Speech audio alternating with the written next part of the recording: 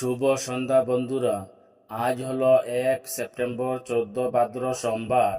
আজকের সারাদিনের বিশেষ বিশেষ আন্তর্জাতিক খবরগুলো হলো: গাজায় বড় ধরনের হামলায় পরাজয় স্বীকার করল ইসরায়েলি সেনাবাহিনী বলেছে যে মে মাসে তাদের আক্রমণ গাজা উপত্যকার হামাস প্রতিরোধ আন্দোলনকে পরাজিত করতে এবং ভূখণ্ডের 75% দখল করতে ব্যর্থ হয়েছে।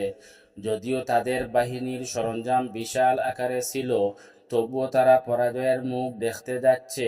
আসল কথা হলো, যদিও হামাস এবং গাজার মানুষের পাশে কেউ নেই, কিন্তু তাদের পাশে আল্লাহর মদদ আছে। ইয়েমেন থেকে ইসরায়েলের উপর হামলা শুরু। ইয়েমেনি বাহিনী উত্তর লোহিত সাগরে একটি ইসরায়েলি তেল ট্যাঙ্কারে ব্যালিস্টিক ক্ষেপণাস্ত্র হামলার ঘোষণা দিয়েছে। রিপোর্টে বলা হয়েছে, আমাদের নৌবাহিনীর অভিযান ইহুদিবাদী জাহাজের উপর সরাসরি আঘাত করতে পেরেছে। এই জাহাজটি সৌদি আরবের ইয়ানবু থেকে 40 মাইল দক্ষিণ পশ্চিমে লোহিত সাগরে ছিল।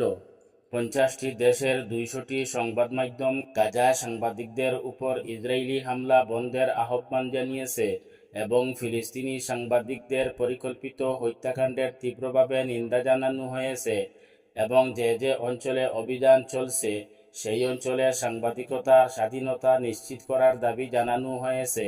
কিন্তু নেতানিয়াহু কাহারও পরোয়া করে না, তাই আজকেও গাজায় একজন সাংবাদিককে হত্যা করেছে ইসরায়েলি বাহিনী। আজকে গাজায় ভয়াবহ হামলা।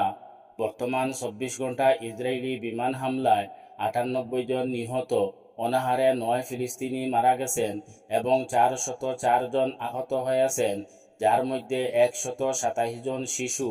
গণহত্যায় বিশেষজ্ঞ পণ্ডিতদের বৃহত্তম সংগঠন বলেছে যে গাজায় গণহত্যা চালাচ্ছে ইসরায়েল।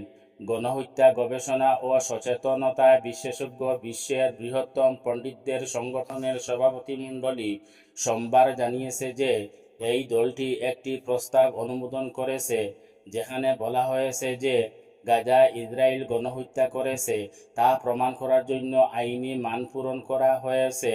500 সদস্যের আন্তর্জাতিক গণহত্যা পণ্ডিতদের সংগঠনের 86% সদস্য এই প্রস্তাবের পক্ষে ভোট দিয়েছেন, যেখানে বলা হয়েছে যে গাজায় ইসরায়েলের নীতি ও কর্মকাণ্ড গণহত্যা অপরাধ। ভিডিওটি ভালো লাগলে টপ 2 PM নিউজ চ্যানেলটিকে সাবস্ক্রাইব করে একটি লাইক দিয়ে শেয়ার করবেন, যাতে সঠিক তথ্যগুলো সবার কাছে পৌঁছাতে পারে।